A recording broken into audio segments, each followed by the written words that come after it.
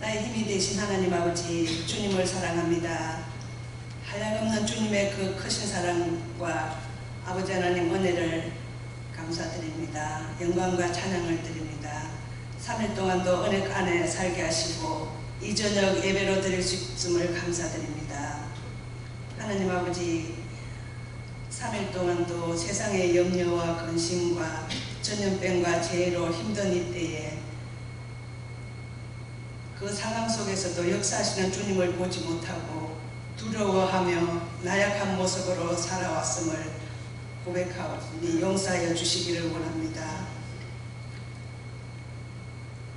하나님 아버지, 내 안에 살아계신 주님을 바라볼 수 있는 믿음의 눈을 열어주시고 주님의 뜻을 분별할 수 있는 아버지 하나님 믿음을 주시고 또한 천국을 바라보며 담대하게 이 세대를 이기며 살아가는 주님의 자녀로 인도하여 주시기를 원합니다. 아버지 하나님, 브루클린 제일교회를 지금까지 함께하여 주심에 감사드립니다. 우리 교회를 통해 맡겨진 사역들을 열심으로 감당할 수 있는 재직들이 되게 하시고 아버지 하나님, 하나님께 열매 맺어 드릴 수 있는 복된 교회와 성도가 되게 축복하여 주시기를 원합니다. 아버지 하나님, 우리 교회가 말씀과 기도가 충만한 교회가 되기를 원합니다. 아버지 하나님, 우리 교회가 성령으로 사랑과 은혜와 감사가 넘치는 건강하고 아름다운 교회가 되기를 원합니다. 아버지 하나님, 인도하여 주시고 축복하여 주시기를 원합니다. 하나님 아버지, 하나님께 드리는 예배에 많은 성도들이 나와 기쁨으로 드리는 예배가 되게 아버지 하나님 도와주시기를 원합니다. 우리의 연약함과 아버지 하나님, 우리의 세상의 염려의 모든 짐들을 주님 앞에 내려놓고 이제 내가 사는 것은 나를 위하여 자기 몸을 버리신 하나님의 아들을 믿는 믿음 안에서 사는 것이라고 고백하며 나아가는 아버지 하나님, 우리 복된 교회와 성도가 되게 도와주시기를 원합니다. 아버지 하나님, 이 시간 귀한 목사님 성령으로 충만케 하시고 말씀의 지혜와 능력을 아버지 하나님 충만케 하셔서 귀한 말씀이 아버지 하나님 이 온 교회를 적시며 온 성도의 마음을 적심으로 말미암아 아버지 하나님 귀한 주님의 말씀을 통하여서 변화받는 귀한 은혜의 시간이 될 수 있도록 주님 축복하여 주시기를 원합니다. 아버지 하나님, 이 시간 함께하여 주실 줄로 믿사옵고 예수 그리스도의 이름으로 감사하며 기도드렸습니다.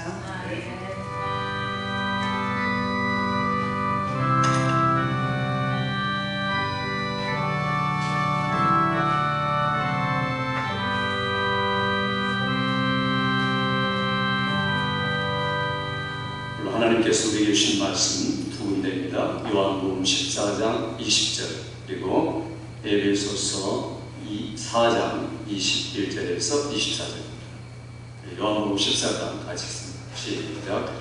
그날은 내가 아버지 안에 너희가 내 안에 내가 너희 안에 있는 것을 너희가 알리라. 아멘. 에베소서 4장 21절에서 24절 한 목소리로 같이 읽습니다. 시작. 진리가 예수 안에 있는 것 같이 너희가 참으로 그에게서 듣고 또한 그 안에서 가르침을 받았을진데 너희는 유혹의 욕심을 따라 썩어져가는 구습을 따른 옛사람을 벗어버리고 오직 너희의 심령이 새롭게 되어 하나님을 따라 의와 진리와 거룩함으로 지으심을 받은 새 사람을 입으라. 아멘. 할렐루야.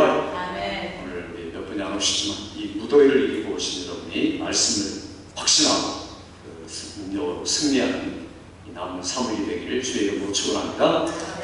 오늘 우리가 지금까지 요한복음 14장의 말씀을 들어오면서 연속적으로 연결되는 말씀을 드렸습니다.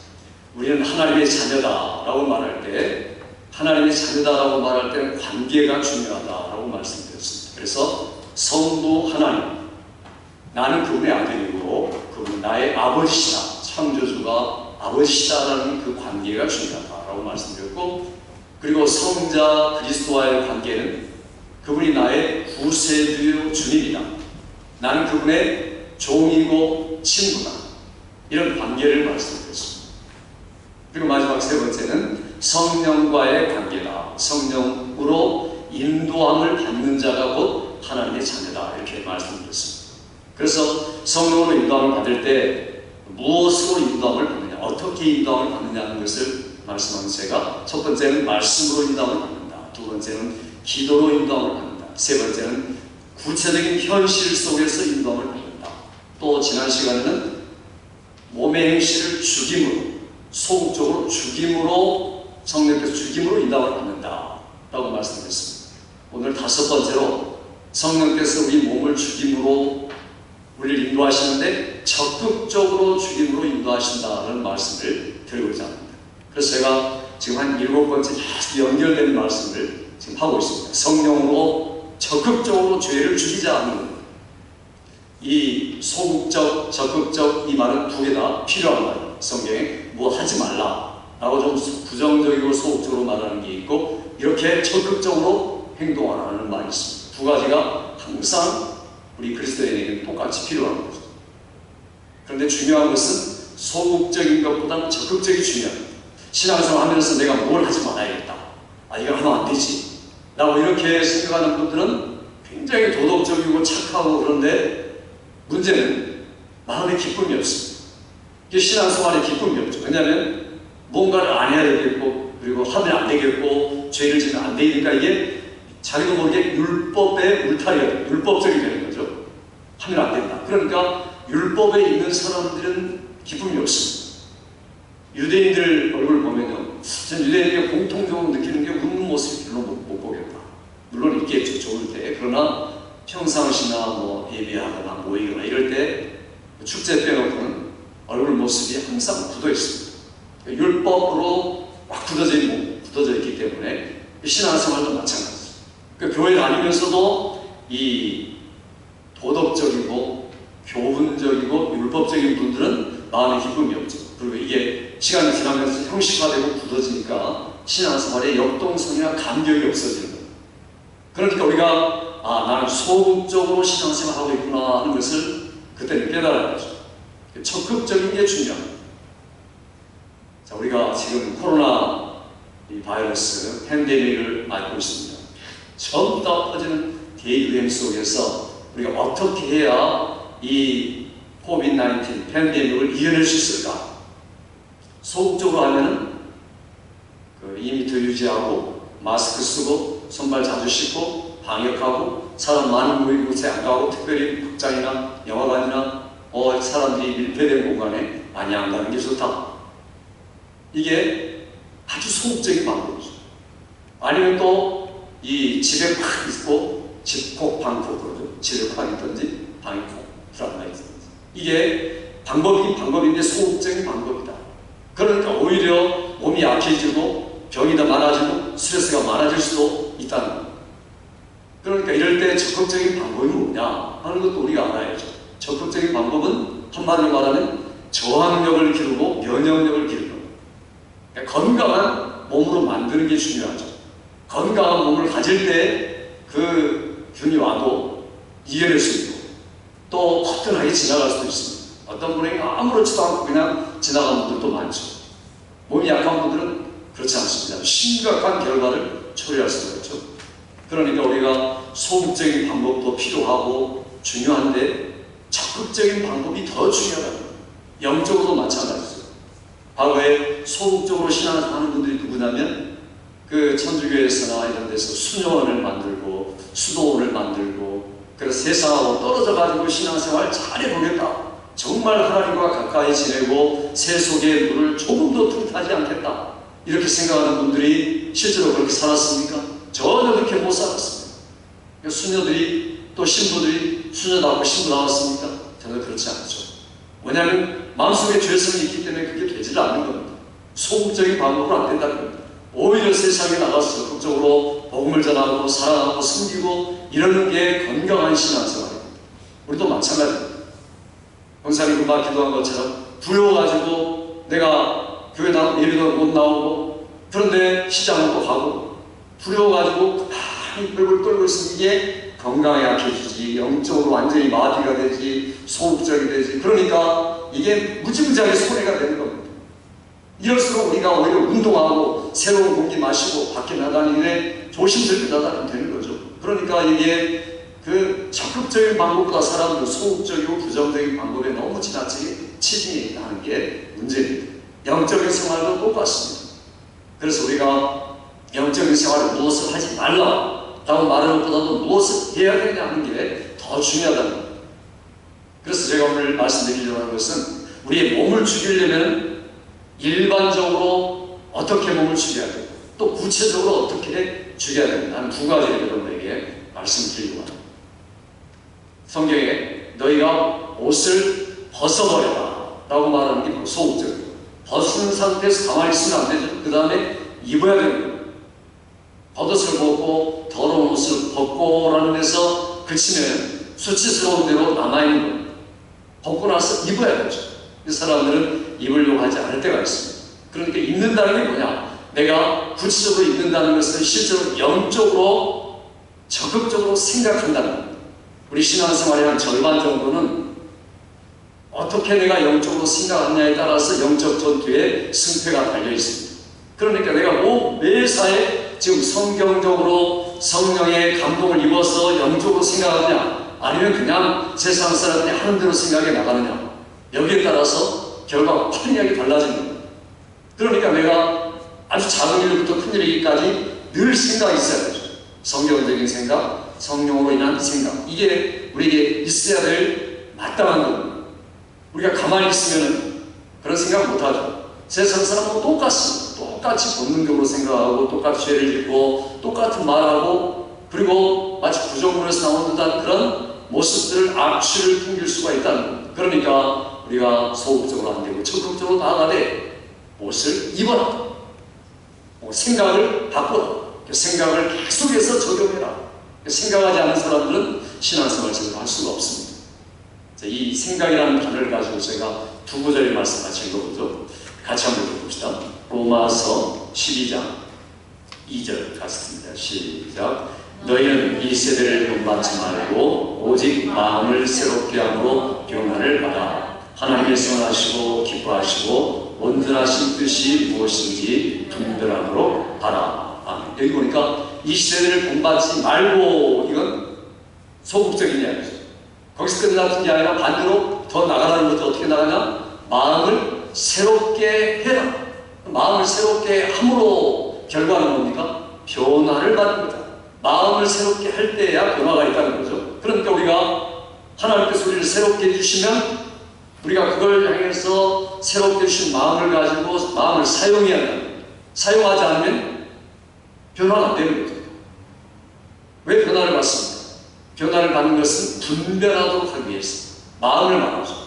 그러니까 마음이 어떤 마음을 갖게 되느냐? 하나님이 선하시고 기뻐하시고 온전한 뜻이 뭔가를 바로바로 알 수 있는, 생각할 수 있는 마음을 갖게 된다. 무엇으로부터? 변화로부터. 그 변화 어디로부터? 무슨 변화입니까? 마음을 새롭게 함으로. 마음은 또 생각이란 말하고 비슷하지만 그보다 근원에 들어가면 심령이라는 게 있습니다. 성경은 심령과 마음을 나눠놓고 먼저 심령이 바뀌어져야 마음이 바뀌고 그 마음이 올바른 생각을 하면은 하나님의 뜻대로 영적으로 살아갈 수가 있다. 그러니까 이 지금 로마서 12장 2절의 말씀은 소극적인 방법부터 적극적 방법으로 나아가서 변화된 방법으로 나갑니다. 그래서 마음을 새롭게 해야만이 오직 마음을 새롭게 해야만으로 변화된 생활을 할 수 있다. 완전히 트랜스폼된 생활. 완전히 바뀌어진 거죠. 뭐가 바뀝니까? 마음의 틀이 바뀌고 생각하는 방식이 바뀌고 스타일이 바뀌고 다 바뀌는 겁니다. 이거 안 바뀌면 교회 다닌다 해도 그대로입니다. 뭐냐면은 마음이 새롭게 된 적이 없으니까. 그러니까 하나님의 선하시고 기뻐 온전한 뜻을 분별할 생각도 조차도 하지 않습니다. 그러면 항상 그걸 뿐이죠. 그러나 우리가 이 로마서 12장 2절의 말씀이 우리의 삶이 되는 게 중요합니다. 자, 똑같은 말씀을 읽어볼까요? 에베소서 4장 22절 23절 같이 읽습니다. 시작. 너희는 유혹의 욕심을 따라 썩어져가는 구습을 따르는 옛사람을 벗어버리고 오직 너희의 심령이 새롭게 되어. 여기 단어 두 가지가 나오는데 욕심이라는 말이 나오고 심령 이렇게 나옵니다. 그래서 유혹의 욕심을 따라 썩어져가는 구습을 쫓는 옛사람을 벗어버리고, 이건 소극적인 방법이죠. 적극적인 건 뭡니까? 심령이 어떻게 됩니까? 새롭게 되는 것이다. 벗어버리는 것은 끝마친 게 아니라 새롭게 되는 것이다. 이건 누가 할 일입니까? 이건 주님이 하신 일입니까? 우리가 할 일입니까? 우리가 할 일입니다. 물론 주님이 하신 일이죠. 그러나 우리가 정확하게 알 것은 주님이 해주신 부분이 우리가 해야 할 부분이죠. 지난주에도 제가 말씀드렸지만 이건 내가 주님 알아서 해주십시오 맡기는 거 아닙니다. 가만히 있으면 저절로 되는 게 아닙니다. 절대로 안 되는 겁니다. 신앙생활은 가만히 있으면 절대로 거기서 멈추고 불신적인 신앙생활을 할 수밖에 없는 겁니다. 주님이 나를 감동하실 때 움직여야 돼요. 나를 새롭게 하실 때 사용해야 돼요. 주님이 말씀하실 때 듣는 데서 지키는 대로 나아가야 돼요. 이렇게 내가 해야 할 나의 몫을 감당하지 못하면 주님의 은혜가 결국 나에게 헛되이 끝나버리고 만다는 겁니다. 그러니까 은혜가 은혜되게 하는 게 나의 반응이 어떠냐에 따라서 달라지는 거죠. 하나님은 모든 은혜를 주셨지만 그 모든 은혜가 은혜다운 은혜가 내게 될 수 있느냐? 그건 나의 몫이라는 거죠. 그러니 내가 그 몫을 못하면 안 되죠. 물불을 거꾸로 엎어놓고 아무리 물 받으려고 해봐야 안 되는 겁니다. 물은 팔팔팔 쏟아지고 있는데 물은 한없이 많은데 마실 물이 없는 거. 요즘에 한국 뉴스 들으니까 홍수 나오고 굉장한데 가장 모자란 게 뭡니까? 물이 모자라요. 물 마실 물. 얼마나 고통합니까? 정말 힘든 이야기죠. 그러니까 내가 아무리 하나님의 은혜의 물줄기가 내게 있어도 마시지 못하는 것, 이건 내가 준비가 안 됐다는 거죠. 내 할 몫을 감당하지 못하고 있다는 거예요. 그래서 오늘 여기 성경에 너희 심령이 새롭게 되어 이렇게 힘써라 라고 적극적으로 우리에게 말씀하는 겁니다. 신앙생활에 이런, 그러니까 열심히 없으면 결국엔 비옥티할 수밖에 없는 겁니다. 이런 어려운 시기에 점점점 우리가 열심을 해야 하는데 시대가 그렇지 못하고 점점 옛날보다 더 못해지는 거죠. 우리 같이 모여서 예배드릴 때보다 지금은 어떤 분에게는 더 성장했겠죠. 그러나 대부분 신앙생활 이 철저하게 못하는 분들은 더 느려지고 더 그냥 예배를 무시하게 되고 아예 주일도 멀어지고 신앙생활도 멀어질 수 있습니다. 이게 참 위기죠. 굉장한 위기입니다.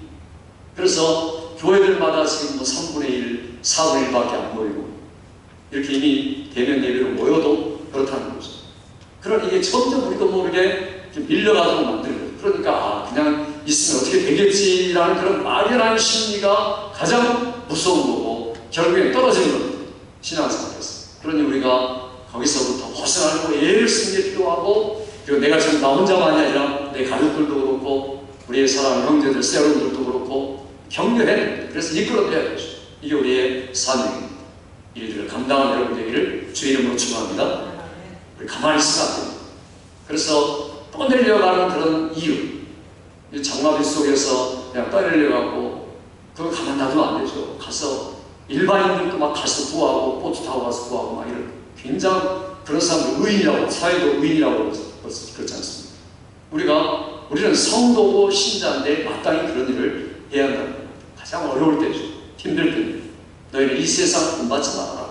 이 세상은 그렇게 욕심으로 살고 자기 뜻대로 살고 그냥 생각나고 언뜻 지나가는 본능대로 산다. 사람들은 영향을 무엇에 가장 많이 받습니까? 요즘에 인터넷에 영향을 굉장히 많이 받죠. 그게 전부인 줄 알고 유튜브 방송 그게 전부인 줄 알고 영향을 얼마나 많이 받습니까? 과거에는 광고 방송, 광고 영상이 얼마나 많습니까? 뉴스 한번 하려면 뭐 몇십 분씩 광고를 하죠. 이 광고를 보고 나서 사람들이 구매 충동을 일으켜가지고 사게 되죠. 그 1초짜리, 2초짜리 광고가 몇백만 불 이러죠. 그러니 이게 사람들이 광고 보고 물건 사고, 그러니까 눈에 보고 들어오는 거 가지고 살아가는 거죠. 이게 바로 이 세상이라는, 이 세상을 본받지 말고 이렇게 말하죠. 광고에 흔들리지 말아라. 인터넷 흔들리지 말아라. 그리고 유튜브에 흔들리지 말아라. 이렇게 여러 가지 지금 SNS에 대해서 흔들리지 말아라. 그 사람 방법처럼 살지 말라는 거예요. 그러니까 그게 흔들려가지고 거기에 따라가고 거기에 예속되는 것은 이 세상의 방법이다. 세상의 풍습이라는 거예요. 그러니까 우리가 이런 것들을 과감하게 떨칠 수 있어야 됩니다. 그걸 못하면 결국에 우리가 이 세상을 따라서 살아갑니다. 오늘 우리가 어떻게 살고 있는가? 너희가 과거의 허물과 죄로 이 세상 풍속을 쫓고 그 세상의 스타일과 그 모든 패턴을 그대로 따라가온 삶을 살았지만 이제는 아니다. 이제 너희가 벗어버린 사람이고 완전히 끝난 사람이다. 이렇게 해요. 그런데도 우리는 옛날로 다시 돌아가는 건 아닙니까? 그래서 오늘 성경이 우리에게 적극적으로 말합니다. 그렇다고 해서 우리가 과거 이렇게 이제 우리 예수 안에서 자유를 얻었으니까 자유롭게 살자 하는 것도 아닙니다. 너희가 은혜를 더하게 하려고 죄에 거하겠느냐? 그럴 수 없느니라. 성경은 자유로운 삶이 중요한 게 아니다. 내가 지금 예수 안에서 자유롭다고 정죄할 사람 없다고 마음껏 마음대로 사는 것은 오히려 반대 역행하는 삶입니다. 은혜에 역행하는 삶입니다. 우리가 예수 믿는다는 것 자체가 세례받은 사람이고 세례라는 것 자체가 죽은 사람이라는 겁니다. 옛날하고 완전히 죽은 사람, 세상에 대해서 죽은 사람. 로마서 6장은 그 말을 잘 설명하죠. 우리 같이 읽어볼까요? 로마서 같이 한번 보겠습니다. 6장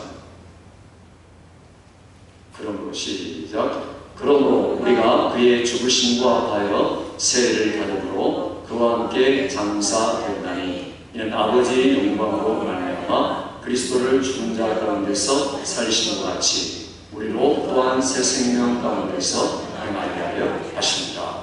제가 띄어서 읽었는데, 자 이게 보면은 우리가 그리스도 안에서 살아간다는 것, 세례를 받는다는 말이죠. 세례 받는 것은 죽은 것이. 세상 세례 받지 않는 사람들은 자기 지혜로 생각합니다. 그 세상의 통치자들, 지혜로운 사람들은 자기 지혜로 생각하니까 결국에는 영광의 주 십자가에 못 박아버리고 말았다. 그러나 하나님 우리에게 은혜를 주신 것은 하나님의 영으로 하나님의 속에 있는 것들을 알게 하기 위해서 우리에게 그런 은혜를 주셨다. 성경은 이걸 우리에게 이야기하고 있습니다. 그러니까 만약 그렇게 된 사람이라면 세례받은 사람은 마땅히 죽은 사람이기 때문에 세상의 동료들처럼 세상의 친구들처럼 그렇게 살아가지 않는다. 주일날만 영적으로 살고 월요일부터 토요일까지는 사회 동료를 따라 산다면 그건 신앙이 아니다라는 것을 이야기하는 겁니다. 그러니까 우리가 실제로 내가 세례받은 사람이냐, 그리고 죄에 대해서 죽은 사람이냐, 하나님 예수님에 대해 산 사람이냐, 나 자신을 그렇게 인정하고 있느냐 하는 게 중요합니다. 그러니 우리들이 일반적으로 우리가 새 옷을 입고 새 마음을 갖고 그리고 유혹의 욕심을 따라 썩어져가는 모습을 쫓고 완전히 변화된 사람으로 살아가는 것이 우리가 우리의 몸을 죽이는 적극적인 방법이다 라고 말씀드리고, 그 다음은 뭐냐면은 거기서 더 나아가서 우리가 구원받은 목적을 인식하고 살아가는 게 중요하다. 적극적인 방법이 뭐냐? 내가 구원받은 하나님의 자녀라는 것을 인식하고 내가 왜 구원받았느냐, 구원의 목적과 목표가 무언가를 지향하는 삶, 이걸 우리가 살려고 예를 쓰는 게 필요합니다. 그러니 예수님이 왜 오셨는가? 물론 죄 용서를 위해서 오셨습니다. 그러나 죄 용서만을 위해서 오셨습니까? 그건 굉장히 소극적인 거죠. 어떤 사람은 우리의 행복을 위해서, 우리 유익을 위해서 오셨다. 그러니까 행복, 예수님 그때 행복하다. 이 사회들이라든가 이교도들이 이런 얘기를 잘합니다. 이단들이나 기독교 이단들이 너희가 우리 교회에 오면 행복은 보장한다. 딱 1시간 만에 행복할 수 있다. 그리고 한 번 참석하는 행복 완전히 만끽할 수 있다. 이렇게 유혹을 하는, 이게 바로 사이입니다. 그런데 예수 믿으면 행복하다. 이건 아주 일부분일 뿐입니다. 마치 그것을 진리인 것처럼 말하면 안 되죠. 예수님이 이 땅에 왜 오셨느냐? 신약 성경 첫 장에 하는 말이 뭡니까? 같이 읽어볼까요? 마태복음 돌아가서 1장 20절 21절 같이 읽습니다. 시작. 이 일을 생각할 때에 주의 사자가 현몽하여 이르되 다윗의 자손 요셉아 내 아내 마리아 데려오기를 무서워하지 말라. 그에게 잉태된 자는 성령으로 된 것이다. 아들을 낳으니 이름을 예수라 하라. 이는 그가 자기 백성을 그들의 죄에서 구원할 자이시니라 아니라. 여기 보니까 우리의 죄의 정죄에서만 구속하는 것도 아니고 우리의 죄의 책임에서만 구속하는 게 아니라 모든 죄에서 우리를 구원할 것입니다. 자, 이 말씀을 조금 더 주석적으로 설명하는 게 요한일서 3장 8절입니다. 하나님의 아들이 나타나신 것은 마귀를 멸하려 하십니다. 그러니까 우리가 예수 믿고 구원받았다는 말은 마귀로부터 구원받았다, 죄로부터 구원받았다, 그리고 마귀는 멸하게 되었다, 그리고 하나님은 영광 받으시게 되었다라는 큰 뜻을 갖고 있다. 그러니까 내가 죄 용서받고 행복한 것 그 정도가 아니라 하나님의 큰 뜻이 이루어졌는데 마귀는 진멸되고 하나님은 영광 받으시고 우리는 죄의 책임과 죄의 형벌과 죄의 권세로부터 구원받았다. 이와 같이 놀라운 것을 포함하고 있다는 겁니다. 그러니까 우리가 그러면 거기서 멈추는가? 거기서 신앙생활이 다 된 건가? 전혀 그게 아닙니다. 거기서 더 나아가야 된다는 거죠. 그건 하나의 과정입니다. 전제입니다. 무엇을 위해서 우리가 구원받았는가? 왜 구원받았는가라는 게 더 중요하죠.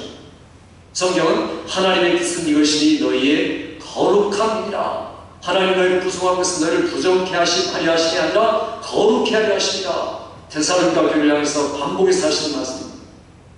요한일서는 뭐라고 말합니까? 우리 한번 보시죠. 디도서 봅시다. 디도서 2장 11절부터 14절 시작. 모든 사람에게 구원을 주신 하나님의 은혜가 나타나 우리를 양육하시되 경건하지 않도록과 이 세상 정욕을 다 버리고 신중함과 의로움과 경건함으로 이 세상에 살고 복스러운 소망과 우리의 크신 하나님 구주 예수 그리스도의 영광이 나타나심을 기다리게 하셨으니 그가 우리를 대신하여 자신을 주심은 모든 불법에서 우리를 속량하시고 우리를 깨끗하게 하사 선한 일을 열심히 하는 자기 백성이 되게 하려 하십니다. 자, 여기 우리 구원받은 목적이 잘 나와 있습니다. 왜 우리를 불법에서 구원하십니까? 마지막 목적은 뭡니까? 우리를 선한 일에 열심하는 자기 백성이 되게 하시기 위해서. 이게 목적이라는 거죠. 우리가 매일매일 구원받은 것은 여기 세 가지, 신중함과 의로움과 경건함으로 살고 복스러운 소망과 영광이 나타나실 주님을 소망하며 기다리며 살고, 그런데 이 땅에 살아가는 동안에는 하나님의 선한 일을 위하여 열심으로 사는 백성이 되게 하기 위해서 구원받은 거예요. 그러니까 구원받았다, 감사하다, 여기서 끝나면 안 된다는 거죠. 목적은 하나님의 일을 열심히 감당하고 교회를 위하여 하나님의 성도를 위하여서 선한 일을 감당하기 위하여 구원받았다. 이게 바로 디도서에서 말하는 구원의 목적이다. 우리가 이 목적을 잃어버리면 결국엔 소극적인 신앙생활로 끝나고 마는 겁니다. 에베소 5장에 보면은 목사님들이 주례사 할 때 하는 말씀 한번 읽어보죠. 5장 26절 27절 시작. 이는 곧 물로 씻어 말씀으로 깨끗하게 하사 거룩하게 하시고 자기 앞에 영광스러운 교회로 세우사 티나 주름 잡힌 것이나 이런 것들이 없이 거룩하고 흠이 없게 하여 하시라. 자, 이 남편과 아내 이야기를 하면서도 영광스러운 교회로 세워주시기 위해서다. 다른 말로 말하면 거룩하고 흠이 없게 하려 하기 위해서 그리스도께서 자신을 주셨다. 이렇게 말합니다. 예수님이 왜 우리에게 자신을 내주셨느냐? 목적은 영광스러운 교회로 만들기 위해서, 거룩하고 매일매일 흠없는 삶으로 더욱더 성숙해 가기 위해서 그런 목적을 가지고 우리를 구원하셨다. 그러므로 우리가 구원의 목적에 합당하게 적극적으로 살아가는 게 우리의 몸의 행실을 주는 것이다. 이렇게 말씀하는 겁니다. 구체적으로 이렇게 우리가 살아간다는 겁니다. 우리가 매일매일 구원의 궁극적인 목적을 의식하고 살아가는 게 중요합니다. 그럼 우리가 구체적으로 어떻게 살아가냐? 구체적으로 살아가는 그 모습은 먼저는 내가 내 위치를 알아야 돼. 내가 어떤 위치인가? 나는 하나님의 자녀다. 예수 안에서 거룩하게 된 자녀다. 나는 거듭난 자녀다. 사람의 육이나 혈통이나 의지로 난 게 아니라 하나님께로부터 성령으로 난 자다라는 그런 의식. 그런 의식을 가지고 자꾸 자기에게 말하는 게 실제 삶에 적용하는 구체적인 방법이라는 겁니다. 그러니까 아침에 일어나서 그래, 난 하나님의 자녀야. 오늘 내가 하루를 살아가면서 거듭난 자답게 살아야 하지. 하나님께서 나에게 감동해 주시고 은혜 주시고 말씀 주시고 주일날 내가 말씀드린 것은 나의 모든 삶을 위한 것이지. 이렇게 월요일 아침부터 시작한다. 화요일 아침부터 시작합니다. 그래서 내가 구체적으로 삶에 이런 것들을 적용해 나갈 때야 그때야 비로소 몸의 행실을 적극적으로 죽일 수 있다는 겁니다. 그렇지 않으면 성령이 우리에게 역사할 수 없고 우리 몸을 죽일 수가 없다면 죄의 몸으로 그대로 살아가는 겁니다. 비참하고 죄 짓는 인생을 계속 살아갈 수밖에 없다는 겁니다. 그래서 우리가 이런 말씀을 명심하고 내가 어떻게 살아야 되는가. 오늘 본문에 읽은 말씀처럼 그날에 내가 아버지 안에, 아버지께서 내 안에, 내가 너희 안에 있는 것을 너희가 알리라. 이미 그날이 지났습니다. 우리는 지금 예수님이 하나님 안에, 하나님이 예수님 안에, 예수님이 우리 안에 계십니다. 믿습니까 여러분? 그러니까 성령이 안에 있다는 말은 예수님이 내 안에 계신다는 말이고 예수님이 계신 사람의 모습을 살아가는 것이 우리의 신앙생활입니다. 그렇지 않고 내가 내 마음대로 살고 내 욕심대로 살고 내 성격과 고집과 혈기와 기분대로 산다면 여전히 내 욕심이 죽지 않은 신앙생활을 살고 있는 겁니다. 그러니까 우리가 바짝 긴장하고 우리 자신을 살펴볼 필요가 있습니다. 교회 와도 도덕적인 분들이 있죠. 아까 말한 것처럼 그냥 법을 안 어기려고 애를 쓰는 분들이 있죠. 성경은 그런 걸 이야기하고 있지 않습니다. 하나님의 자녀 함께 살아라. 우리가 알거니와 하나님을 사랑하는 자, 그 뜻대로 부르심을 입은 자에게는 모든 게 합력하여 선을 이루느니라. 근데 누구에게 선을 이루느냐? 하나님 미리 아신 자들을 부르시고 부르신 자들을 의롭다 하신 하나님의 형상을 본받기 위하여 그들을 미리 정하셨으니 이렇게 말합니다. 그러니까 하나님의 형상을 본받게 하기 위해서 부름을 받은 자들에게는 합력하여 선을 이룬다 이 말입니다. 무조건 아무거나 내가 잘못했는데 하나님이 합격하게 선을 이룬다 이런 말이 아니라 우리가 하나님의 형상을 본받도록 하기 위해서 내가 잘못했지만 고치고 그 다음에 내가 주님을 본받아야 될 텐데 본받지 못했구나. 그래서 본받아야 되겠구나. 변화돼가지고 나아가는 것이 곧 그게 우리가 구원받는 목적이고 살아가는 방법이다. 이걸 우리가 놓치면 안 된다는 거예요. 세상 사람들은 소망이 없기 때문에 내가 몇 년만 더 일권 마치면 은퇴하고 내가 이렇게 살아야지. 그동안 못했던 거 열심히 하고 여행 다니고 내가 이렇게 살아야겠다라고 준비하고 적금하고 그 다음에 갖춰놓고 이렇게 살아가는 거죠. 그분들은 세상적인 거죠. 성경은 전혀 그런 것들을 말하고 있지 않습니다. 오히려 거꾸로 말하죠.